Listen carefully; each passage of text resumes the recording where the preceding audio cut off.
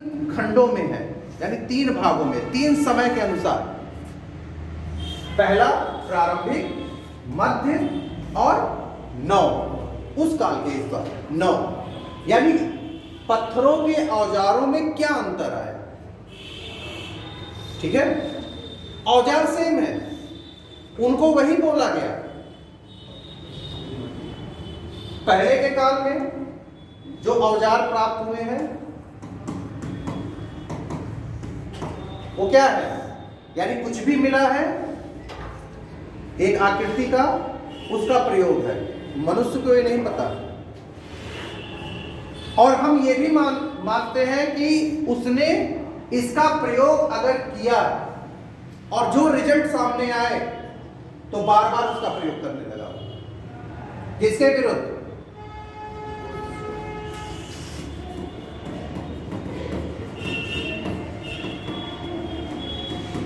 इसके विरुद्ध, हिंसक जानवरों के विरुद्ध। क्योंकि इस काल का मानव कुछ भी नहीं जानता। भोजन क्या करना है नहीं पता, यानी वो देखकर चीजों को सीख रहा है। भोजन का जो मूल क्षेत्र है वो कंदमूल या मांस की बात करते हो, लेकिन मांस कैसे खा वो जान पाया, यानी उसने किसी जानवर को देखा है मांस खाते हुए, किसी मनुष्य को नहीं, किसी जानवर को, हिंसक जानवर को मांस खाते हुए देखा है। तो ज्ञान उसे हुआ कि ये भी चीज खाई जा सकती है। लेकिन जानवर मांस को कैसा खा रहा है? कच्चा। इस काल में कच्चे मांस की ही बात हो रही है, क्योंकि अग्नि अभी नहीं है। ठीक है, मध्य और नौ में आएंगे तब आपको उसमें डिफरेंस पता चलेगा। एक हर चीज यहां पे अनुमान पे ही है। ये हुआ होगा, पाषाण काल में यही है, ये हुआ होगा, क्योंकि ज्ञान नहीं है। ठीक, आज भी हम ज्ञान युक्त हैं, लेकिन हम बहुत सारी चीजें देख के सीखते हैं। हम भी आज वही चीज करते हैं, देख के सीखना। ज्ञान तो है, ठीक, लेकिन देख के सीखते हैं। अंतर क्या हो गया है कि हम कर लेते हैं, इनको पता ही नहीं है कि ये चीज होती है, इसे ऐसे किया जाएगा। तो जब औजारों की बात आती है तो औजारों का कोई शेप नहीं है, यानी एक तरह का औजार मिला है जिसका प्रयोग हो रहा है। ठीक है, पूरा पाषाण काल का जो इतिहास है वो 125 वर्ष पुराना है।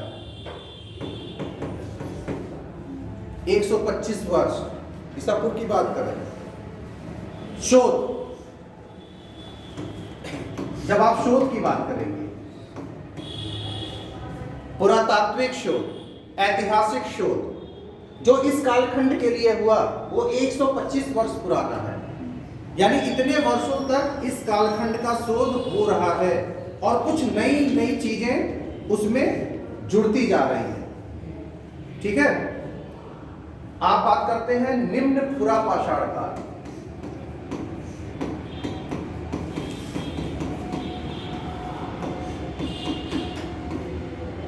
निम्न पुरापाषाण काल ये प्रारंभिक काल है। इसको 2 भागों में विभाजित किया गया। पहला कहा गया सोहन संस्कृति,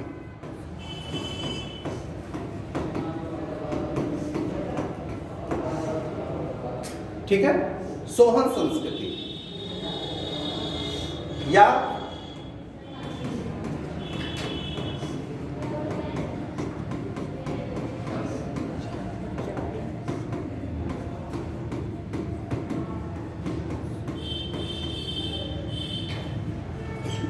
चौपर चौपिंग, पेगुन संस्कृति।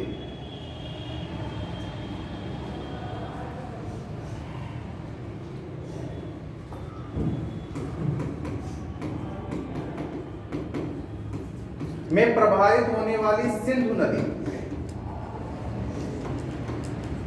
की सहायक नदी थी सोहन नदी। और सोहन नदी के क्षेत्र में जब उत्खनन हुआ तो ये संस्कृति यानी उस समय कुछ औजारों की प्राप्ति हुई।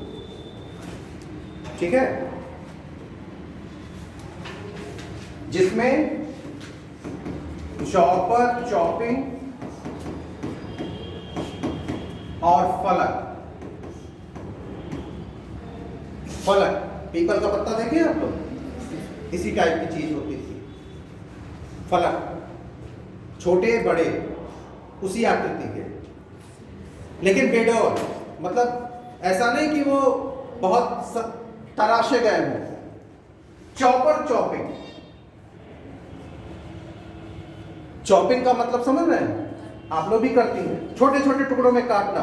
चॉपर काटना और चॉपिंग छोटे छोटे टुकड़ों में काटना, यानी एक ऐसे औजार की प्राप्ति हुई जो किसी चीज को छोटे छोटे टुकड़ों में काटती थी।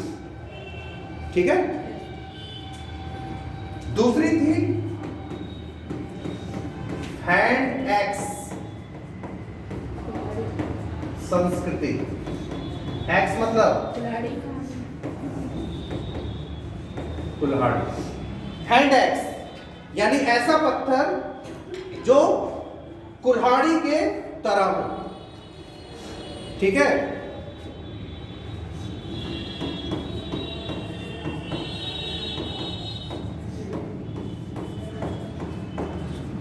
इसे एस्लूनन संस्कृति भी कहा जाता है।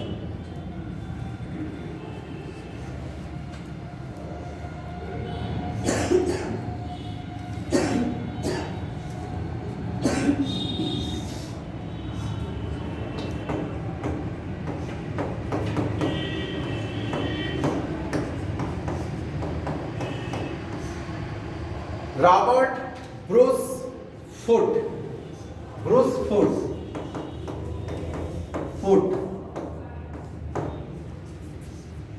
ने पल्लवरम, तमिलनाडु का एक हिस्सा है, में हैंड एक्स की खोज की। हैंड एक्स की खोज की।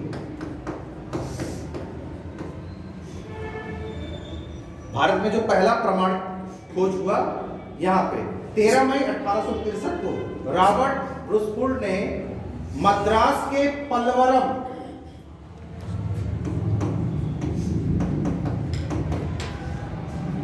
में जो उत्खनन किया, हैंड एक्स, इसे क्लीवर भी बोलते हैं, की खोज की। ठीक है, निम्न पूरा पाषाण काल कई क्षेत्रों से प्राप्त हुए। उत्तरी क्षेत्र, भारत, ये भारत के संबंध में चल रहा है, ये ध्यान दीजिएगा, क्योंकि भारत का एक प्राचीन इतिहास आपको पढ़ रही है। उत्तरी क्षेत्र, इसके अंतर्गत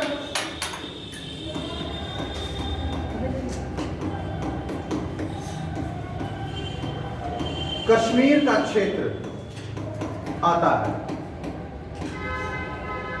कश्मीर का क्षेत्र 1969 में डी संकालिया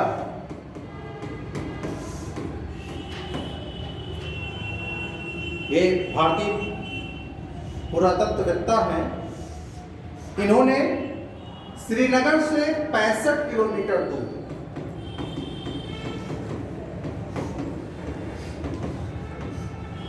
श्रीनगर से 65 किलोमीटर दूर पहलगाम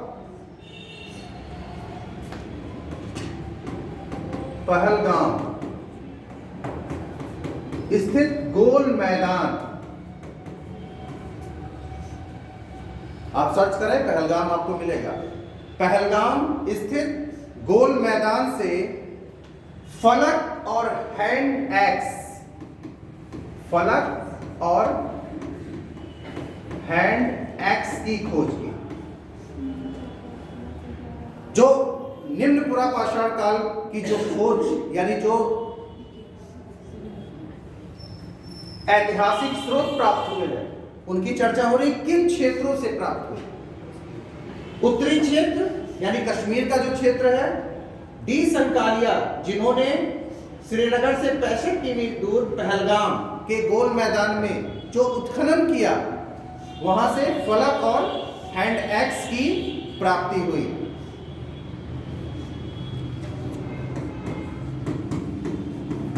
शिवालिक क्षेत्र, शिवालिक क्षेत्र में यानी सिंधु और झेलम नदी के मध्य का क्षेत्र, सिंधु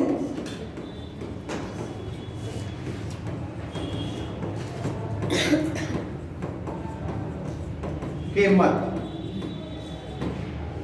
ठीक। इसमें से बहुत सा हिस्सा पाकिस्तान में है, यानी आप उस काल का जब पढ़ रहे हैं तो यानी पूरे भारत की बात कर रहे हैं आप, ठीक है।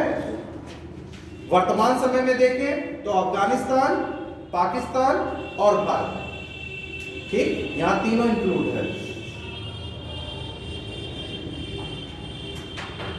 इसमें उत्तरी पंजाब का पठारी भाग भी आएगा।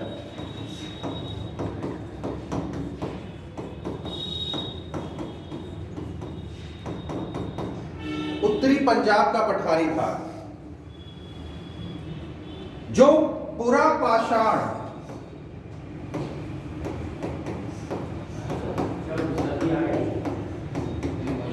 जो पुरा पाषाण काल के उपकरणों के लिए बहुत ही महत्वपूर्ण है, उपकरणों की दृष्टि से बहुत ही महत्वपूर्ण इसे माना गया है। डीएन वाडिया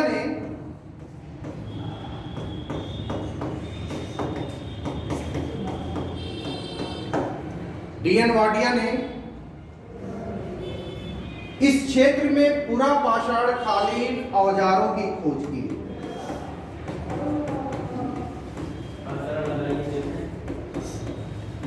पुरा पाषाण कालीन औजारों की खोज की, ठीक है। उन्होंने क्या किया कि जो सोहन संस्कृति है, ये जो क्षेत्र है,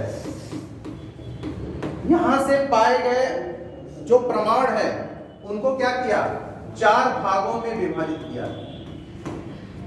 4 भागों में। पहला था प्राक सोहन, यानी प्रारंभिक काल। सोहन नदी के उत्खनन में जो प्रमाण प्राप्त हुए उनको 4 कालखंडों में विभाजित किया, ठीक, डीएन वाडिया ने, यानी औजारों की स्थिति के अनुसार, ठीक है ना। क्योंकि जब आप प्रारंभिक औजार को देखेंगे तो वो बेडौल है, उनकी कोई निश्चित आकृति, वो बड़े हैं, भड़कीले हैं, लेकिन जब आप उससे आगे आते हैं तो औजारों में कुछ अंतर आ जाता है, और जब और आगे आते हैं तो औजार शार्पनेस आ जाता है, यानी उन्हें बनाया गया, उन्हें और तीखा किया गया, ठीक है, मारक क्षमता के अनुसार। आपके पास जो औजार है, क्या आप उस औजारों से शिकारी जानवरों को मार सकते हैं? ठीक, ये भी तो एक प्रश्न है ना। आदि मानव ने उन औजारों का प्रयोग किया होगा, बड़े शिकारी हैं, बड़े जानवर हैं, और आप शिकार नहीं कर रहे हो, आप शिकारी से शिकार छीन रहे हो, क्योंकि एथेंटिक नहीं है बेटा, ये इतिहास ऐसा नहीं है, लिखित है। जो प्रमाण मिले हैं, जो औजार मिले हैं, उन्हीं से ये अनुमान लगाया गया है कि इस काल का इतिहास ये होगा, ठीक है। तो ये अनुमान है कि उस काल का व्यक्ति उन औजारों द्वारा उन शिकारियों से उनके शिकार को छीन रहा है, यानी ऐसे औजारों का प्रयोग जिससे शिकारी जानवरों को भगाया जा सके और शिकार को छीन लिया जाए, ठीक है। एक पक्ष ये भी कहता है, दूसरा पक्ष ये भी कहता है कि उन्होंने ऐसे औजार भी बनाए कि शिकार किया जा सके, ठीक, क्योंकि वो जानवरों को देख रहे हैं शिकार करते हुए, लेकिन उनके पास बड़े दांत हैं, बड़े नाखून हैं, उनके पास नहीं है। तो इन्होंने एक अलग तरीका अपनाया। अब ये भी अनुमान पे है कि आखिर उन्हें कैसे पता चला कि इसके द्वारा हम शिकार कर सकते हैं। तो कुछ इतिहासकार कहते हैं कि नहीं, इन्होंने इसका प्रयोग बचाव के लिए किया। किसी शिकारी जानवर से बचने के लिए इन्होंने उस चीज का प्रयोग किया, और जब वो सफल हो गए तो वो प्रयोग करने लगे। ठीक है, आप अनुमान में ही चलिए इनका कि ऐसा ही हुआ होगा। ठीक, क्योंकि जब कोई इतिहास प्रमाणित रूप से मिलता है, जैसा कि अभी आपने लिटरेचर में पढ़ा था कि हर काल का इतिहास है, उसके लेखक हैं, उन्होंने लिखा है पक्ष में विपक्ष में दोनों में, तो आप जब दोनों को पढ़ते हैं तो एक निष्कर्ष पे पहुंचते हैं। लेकिन इस काल में एक अनुमान ही आप लगा सकते हो औजारों के अनुरूप। जैसे औजार प्राप्त हुए हैं उसी के अनुसार आप उस कालखंड का विवरण प्रस्तुत कर सकते हो कि इस काल में ऐसे औजार थे तो ऐसा हुआ होगा। ठीक ना, ऐसा कोई तो था नहीं कि अग्नि आई तो माचिस रखा था कि जला दिया, ऐसा तो था नहीं। आखिर कहीं ना कहीं बिजली गिरी होगी, आग लगा होगा। जब भोजन पके हुए मांस की बात आप करते हो, कहा गया कि दो पत्थर टकराए होंगे, चिंगारी निकली, आग लग गई। उनसे ज्ञात हुआ कि ऐसे भी किया जा सकता है। तो उन्होंने सीखा। ठीक है, आज मानवों ने सीखा, लेकिन आसानी से नहीं। ठीक, किसी विषम परिस्थिति में पड़ के ही उन्होंने सीखा। तो जब आप शिकार की बात करते हो तो सर्वप्रथम पहले तो वो शिकारी से बचने के प्रयास में उनका प्रयोग किया होगा, और जब उसमें सफल हो गए कि हाँ इसके द्वारा इसे भी मारा जा सकता है, यानी वो चीज छीनने के लिए किसी और की चीज, ठीक है, तो वो चलन में आ गई चीजें। क्योंकि आप देखेंगे निम्न पुरा पाषाण काल में, सोहन संस्कृति में चॉपिंग चॉपर की बात होती है, हैंड एक्स की बात होती है, कुल्हाड़ी की, ये सबसे प्रमुख है हैंड एक्स। आप आगे चलेंगे तो हथौड़े की भी बात होती है, हथौड़े जैसी आकृति वाला स्टोन। ठीक है, तो आप ये सोचिए कि हैंड एक्स यानी आप उसे पकड़ के किसी चीज को बड़ी तेजी से मार सकते हैं या फेंक के मार सकते हैं। लेकिन उस काल के निम्न पुरा पाषाण काल के जो भी औजार है वो बहुत वजनी है, भारी है, यानी उसे उठाने वाला या उसे चलाने वाला भी उसी तरह शक्तिशाली है। ठीक है, तो आया प्राक सोहन, यानी जो सोहन संस्कृति थी आपकी, उस सोहन संस्कृति में जब वाडिया ने उत्खनन किया अलग अलग कालखंडों में, तो उन्हें अलग अलग प्रकार के औजार प्राप्त हुए। तो उन्होंने क्या किया, इसे 4 खंडों में बांट दिया। प्रारंभिक सोहन, यानी वो प्रारंभिक काल जब प्राक से कुछ परिवर्तन हुआ। ठीक है,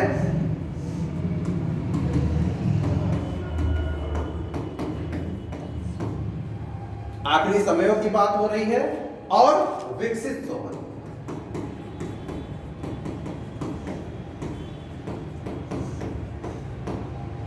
उन्होंने इसे 4 भागों में, यानी उन औजारों के दृष्टिकोण उन्होंने 4 कालखंड बना दिए। ठीक है, अगर आप जानकार नहीं है, आप जानते नहीं है और सभी औजारों को मिक्स कर दिया जाए तो आप नहीं समझ पाओगे कि किस कालखंड के कौन औजार है। लेकिन जब औजारों को आप बड़ी बारीकी से देखिए तो ये पता चलता है कि कुछ औजार बहुत बेडौल हैं, कोई आकृति नहीं है, कुछ भी नहीं है। कुछ औजारों में कुछ आकृतियां हैं और कुछ औजार ऐसे हैं जो उससे भी बेहतर है। ठीक है, यानी जैसे जैसे ज्ञान का दायरा बढ़ता गया, हमने जो चीजें अपनाई या जो औजार हमने अपनाए उसमें भी विविधता आती गई, वो भी अच्छे होते गए। ठीक है, फिर आता है पश्चिमी क्षेत्र। पश्चिमी क्षेत्र, पश्चिम के क्षेत्र में आपका राजस्थान और गुजरात।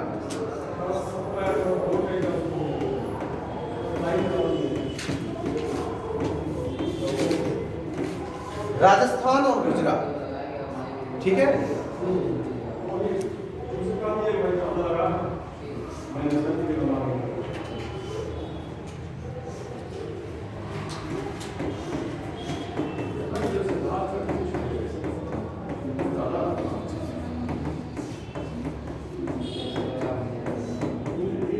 शोधकर्ता या उत्खनन करता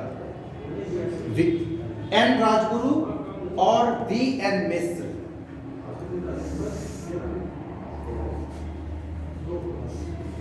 इनके खोज द्वारा इस क्षेत्र के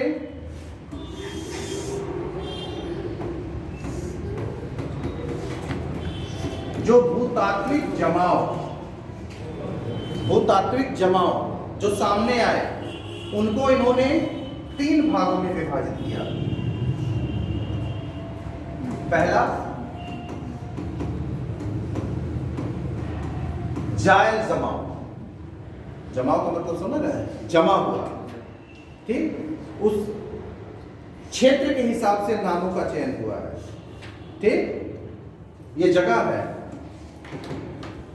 अमरपुरा जमाव।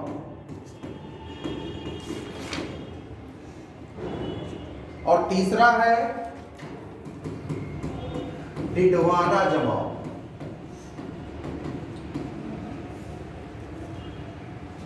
ठीक, यानी ऐसे क्षेत्र जहां पे उस कालखंड की चीजें जमी हुई यानी प्राप्त हुई, ठीक है, उत्खनन द्वारा।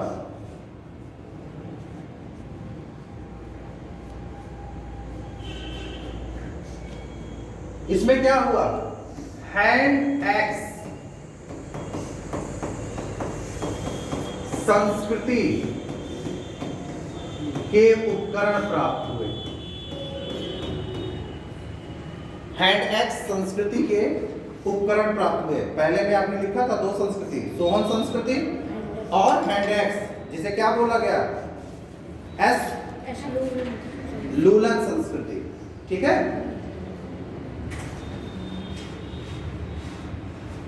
ठीक, यहां सिंधी तालाब से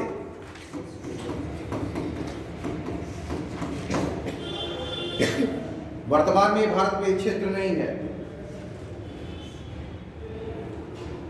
हैंड एक्स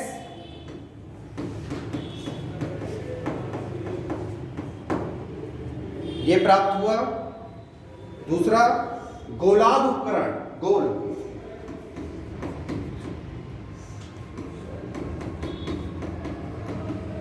गोलाब उपकरण। देखिए कुछ नवीन चीज आई। आप जैसे जैसे आगे बढ़ेंगे उपकरणों में विविधता आती जाएगी। गोलाब उपकरण, क्रीड, फलक, ये सब एक जैसे हैं, उसमें थोड़े से अंतर है। मैं फिगर ला के आपको बता दूंगा, अभी इसको आप एज ए ओरल समझ लें। फिगर में ला के एक एक चीज को आपको बता दूंगा, ठीक है। रुक्ष क्लीवर,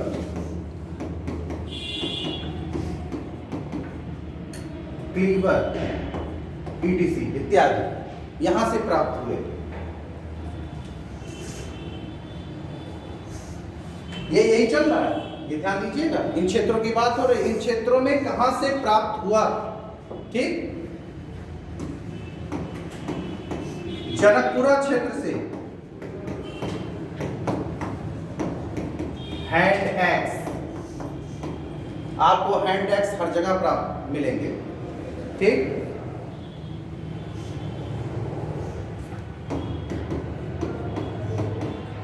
लेवावा फलक,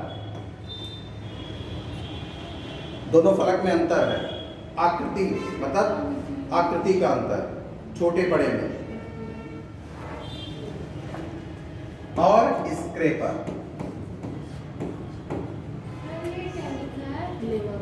लेवावा, रुच्र क्लीवर, क्लीवर है, वहां पर आप मात्रा लग गया उसको हटा दीजिए, क्लीवर है।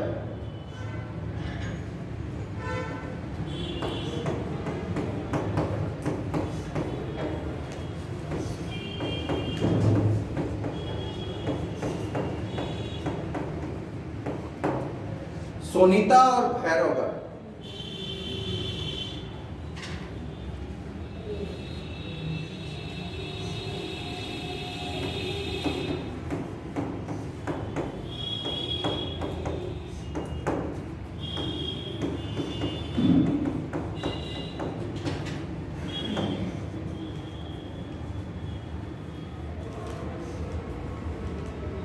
हैंडेक्स और स्केपर।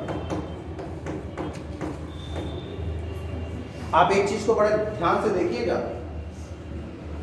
क्षेत्रों का नाम आप देख रही हैं, क्षेत्रों का नाम, और हर जगह एक चीज आपका कॉमन है, ये थोड़ा ध्यान दीजिएगा। यानी पूरा पाषाण काल आप कहीं का भी किसी भी क्षेत्र का देखिए, वहां एक चीज कॉमन है, हैंडेक्स। ठीक है, और क्षेत्र एक दूसरे से दूरी पे है। थोड़ा इसका गौर कीजिएगा। आपने लिखा पश्चिमी क्षेत्र, पश्चिमी क्षेत्र में राजस्थान और गुजरात, और अगर आप भारत का मैप उठाएंगे तो दोनों में अंतर है, दोनों क्षेत्रों में बड़ा अंतर है, बहुत दूरी है। ठीक है, दोनों क्षेत्रों में बड़ा अंतर है। और आप सोचिए कि एक ही चीज यानी एक प्रकार के औजार हर जगह प्राप्त हो रहे हैं, तो क्या इन लोगों में कोई समानता थी? ये प्रश्न उठता है। ठीक, क्या समानता थी लोगों में? तो कुछ तो समानता रही होगी, तो कुछ तो समानता रही होगी। आपने शुरू में लिखा था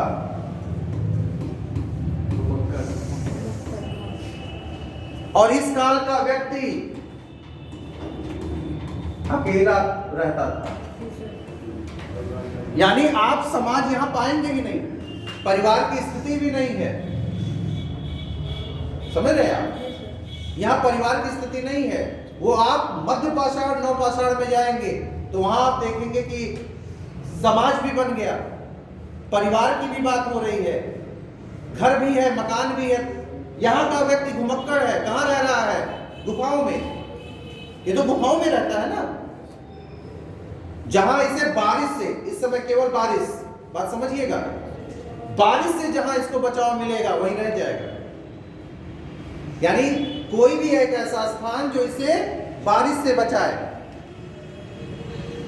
या प्राकृतिक आपदाओं से बचाए। ठीक है ना?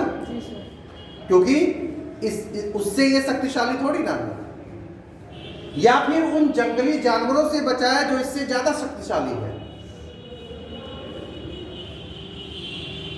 और कहां रहेगा? ऐसी जगह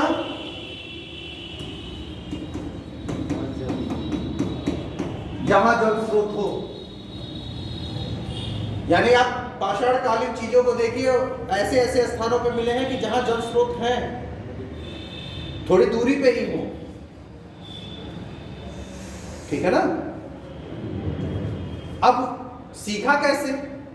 फिर प्रश्न यही आएगा कि आखिर भोजन नहीं जान पाया, पानी। ठीक है, जानवर भी तो पानी पी रहे होंगे। सीखना कैसे है? स्वयं से सीखना है। इन्होंने स्वयं से सीखा है चीजों को, कुछ जानवरों से देखकर, क्योंकि इनका मूल निवास कहां है? जानवरों के बीच। इसीलिए आदि मानव जानवरों जैसा है, उसकी स्थिति भी जानवरों जैसी है, रहन सहन भी जानवरों जैसा है। ठीक है, आप किसी जानवर को कपड़े पहने हुए देखे होंगे? अब आजकल जो लोग पालते हैं उनको छोड़ दीजिए, नहीं देखा ना? मानव भी वैसा था। समाज, हम परिवर्तन कब आता है? जब हम समाज में होते हैं, सामाजिक होते हैं, पारिवारिक होते हैं, तब परिवर्तन आता है। तब ये पता चलता है स्त्री है, पुरुष है, बच्चे हैं, जब हम समाज का हिस्सा बनते हैं। यहां कोई समाज नहीं है। ठीक है, और इनका समाज अगर है भी, मान लेते हैं है भी, तो जानवरों का समाज है, जहां चीजें छीन ली जाती हैं। ठीक है ना? स्वयं द्वारा नहीं, छीन ली जाती हैं। जो ज्यादा शक्तिशाली है वो दूसरे की चीज छीन लेता है। जानवरों में यही तो है। तो इन्होंने भी वही चीज सीखी, छीन लेना। और प्रारंभिक काल में ये माना जाता है कि इन्होंने जो औजार बनाए हैं वो चीजों को छीनने, यानी खाने की वस्तुओं को छीनने के लिए, सामने वाले को भयभीत करने के लिए और धीरे धीरे शिकार करने के लिए।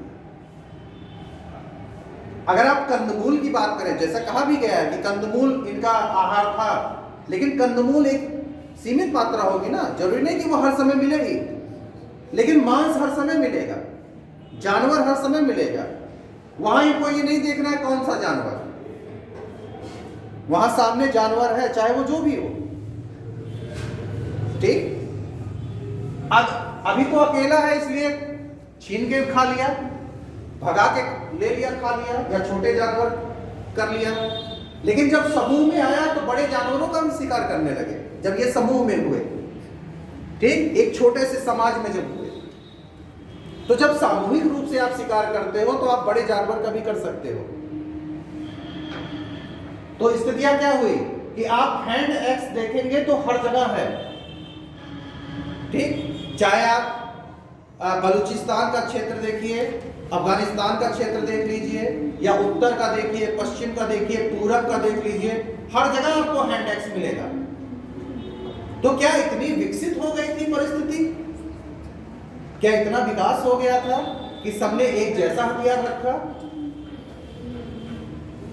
जाहिर सी बात है कि अलग अलग क्षेत्रों में, क्योंकि ये घुमक्कड़ स्थिति है, तो वो अलग अलग क्षेत्रों में चले। अब आप ये थोड़ी ना कह सकते एक ही गया, वो तो कई गए होंगे। जब आवश्यकता पड़ी होगी तो एक हुए होंगे, जब थोड़ा ज्ञान में वृद्धि हुआ होगा तो एक हुए होंगे। ठीक है, क्योंकि इसके प्रमाण ये थोड़ी ना है कि वो 4 में थे, 3 में थे या 2 में थे, ऐसा कोई प्रमाण तो नहीं मिला खासकर प्रारंभिक काल। ठीक है, आइए पश्चिमी क्षेत्र में देखिए। भैरवगढ़ हो गया, फिर अमरेठी।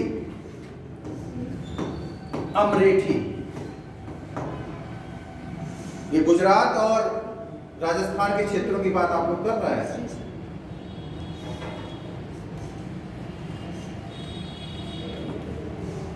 ठीक है, इसमें आपको हैंड एक्स संस्कृति के औजार प्राप्त हुए, के उपकरण कहिए ज्यादा बेहतर।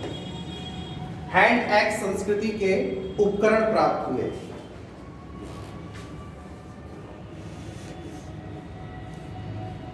ठीक,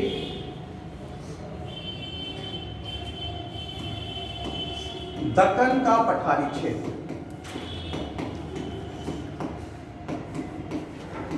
आप निम्न पुरापाषाण काल की चीजों को अलग अलग क्षेत्रों के अकॉर्डिंग देख रहे हैं।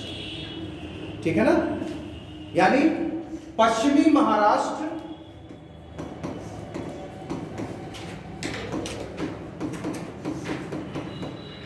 और कर्नाटक का क्षेत्र। ठीक, क्योंकि आप मध्यकालीन इतिहास अगर पढ़ी होंगी उसमें दक्कन आया होगा। दक्कन, औरंगजेब की दक्षिणी नीति या अलाउद्दीन खिलजी की जब आप दक्षिणी नीति पढ़ी होंगी तो वहां दक्कन का क्षेत्र आया होगा। ठीक है, अलाउद्दीन खिलजी में तो अलग अलग रूप में वहां दर्शाया गया, लेकिन औरंगजेब काल में जब पढ़ी होंगी तो दक्कन। ठीक है, चलिए इसमें कुछ नदियों के किनारे का उत्खनन है। देखिए अभी तक जहां जहां आप उत्खनन देख रही हैं, किसी न किसी नदी के किनारे ही उत्खनन की बात हुई है। यानी जल का महत्व है, व्यापार नहीं दिखाया गया है कि व्यापार होता था। व्यापार करेगा क्या? इतनी बुद्धि कौशल ही थोड़ी ना है, वो अपना पेट पाल ले रहा है, यही बहुत है।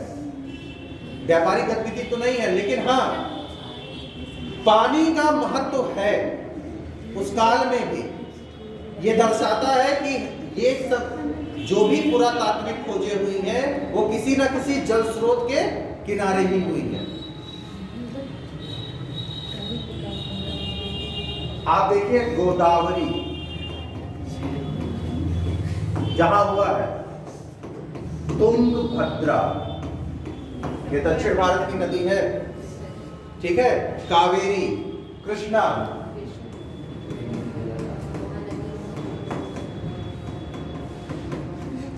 ये जो नदियां हैं, इसके जब क्षेत्र में उत्खनन हुआ तो उस काल के बहुत सारे उपकरण की प्राप्ति हुई, ठीक है। यानी कहा गया कि इन नदियों के किनारे के जमाव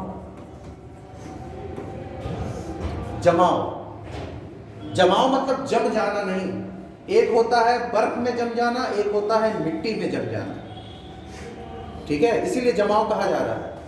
यानी उस भूभाग में जम जाना, फ्रीज हो जाना, ठीक है।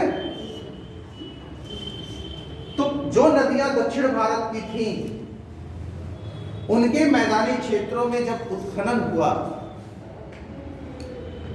अब उस काल में इन नदियों का फैलाव कितना था इसका कोई आकलन नहीं दे पाएगा, ठीक है।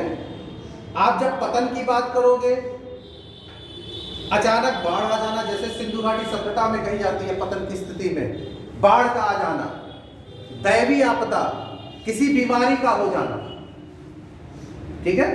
क्योंकि जब आप सिंधु घाटी सभ्यता की चर्चा करते हो तो उसमें जो ऐतिहासिक साक्ष्य लिखित रूप में प्राप्त हुए हैं वो आज तक कोई नहीं पढ़ पाया, ठीक है ना। वो चित्रात्मक है, प्राकृतिक भाषा में है, कोई नहीं पढ़ पाया।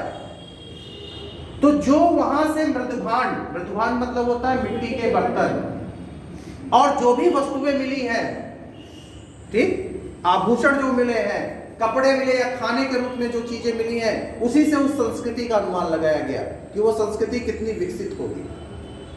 सर मन का मतलब क्या है? मन का? हाँ सर, मन का भी प्राप्त हुआ। हाँ, तो मन आपका मंडे से वही शुरू हो रहा है, मैं उस चीज को आपको, मन का एक प्रकार से आभूषण था पहनने के लिए, वो मिट्टियों के भी बने थे, पत्थरों के बने, पत्थर मतलब इंपॉर्टेंट पत्थर, और हड्डियों के भी बने, ठीक है ना, गोलाकृति की होते थे वो।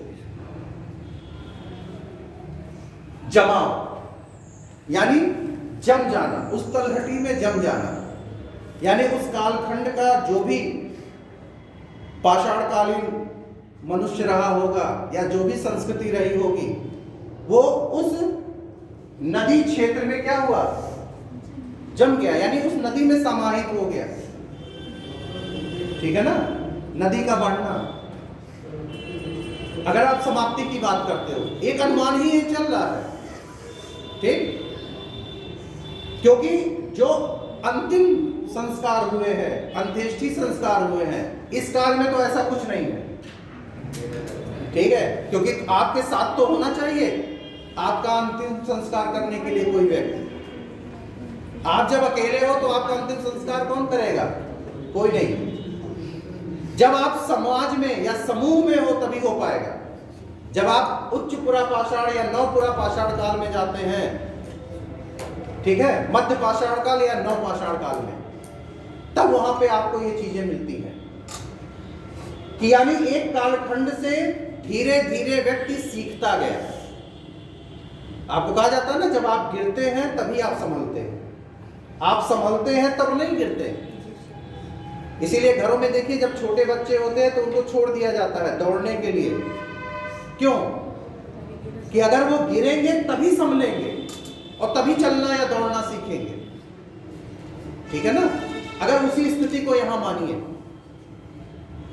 तो इन्होंने खुद से ही सीखा, जो चीजें सीखा, जो इनके आसपास का वातावरण था, जो इनके आसपास के जानवर या लोग रहे होंगे, इन्होंने उन्हीं से सीखा। कोई क्लास नहीं लगी हमारे आप जैसी कि कोई आया है पढ़ाने, आप पढ़ रहे हैं, सब आपने जान लिया जैसे आज आप लोग कर रहे हैं। ऐसा कोई क्लास उनके लिए नहीं था, स्वयं से सीख के वो आगे बढ़ते गए, ठीक है। क्षेत्रों की बात करिए, नेवासा ये पड़ता है आपका अहमदनगर में,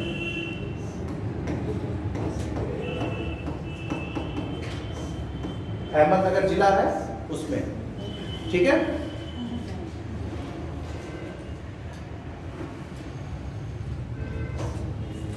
यहां जो प्राप्त हुआ क्लीवर,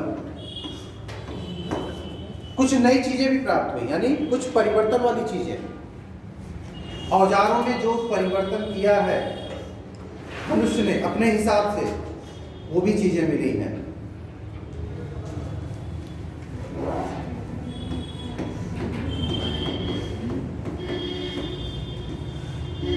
एवे विलन और स्क्रेपर, ये उपकरण की प्राप्ति हुई नेवासा से।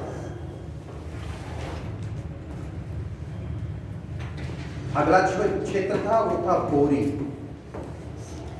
बोरी ये पुणे का क्षेत्र है, यानी पुणे में ये क्षेत्र है।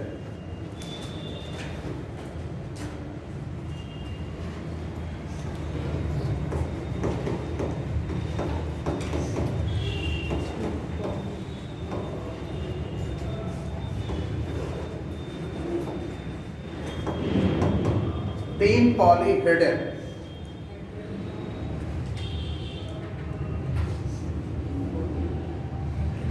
ठीक है। संख्या भी बताइए, 3 चॉपर,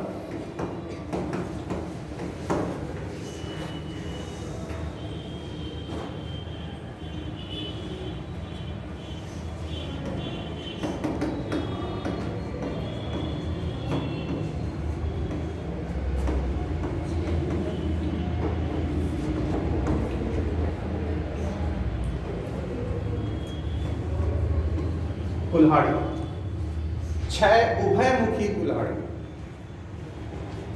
जिसका मुख खुला हुआ होता है ना। 140 फलक, ये संख्या है जो यहां उत्खनन में प्राप्त हुई।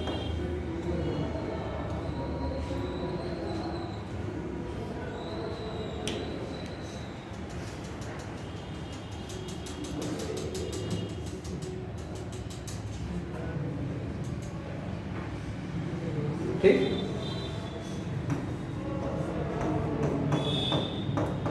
हुड़सगी, यह आपका पड़ता है गुलबर्गा, कर्नाटका का क्षेत्र गुलबर्गा में ये क्षेत्र पड़ता है।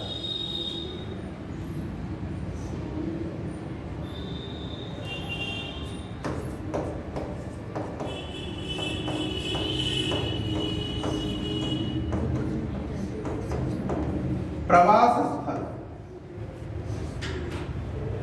यानी अभी तक यह जिक्र नहीं आया कि प्रवास स्थल रहने की स्थिति।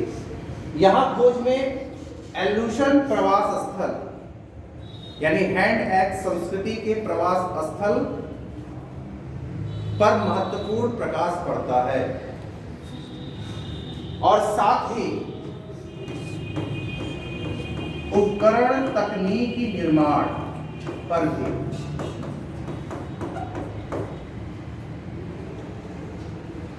ठीक है, उपकरण तकनीकी निर्माण,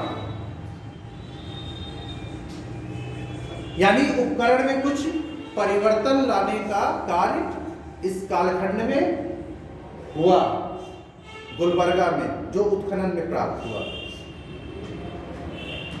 ठीक है, नोट हो गया। फिर आइए दक्षिणी क्षेत्र।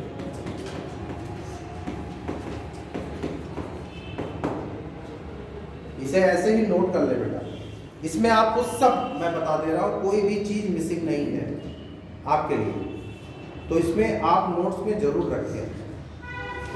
इसमें क्या है, आंध्र प्रदेश। अब तो आंध्र प्रदेश 2 भागों में डिवाइड हो गया। वर्तमान में कहें तो आंध्र प्रदेश और तेलंगाना दोनों मिक्स, ठीक है ना। आंध्र प्रदेश का क्षेत्र,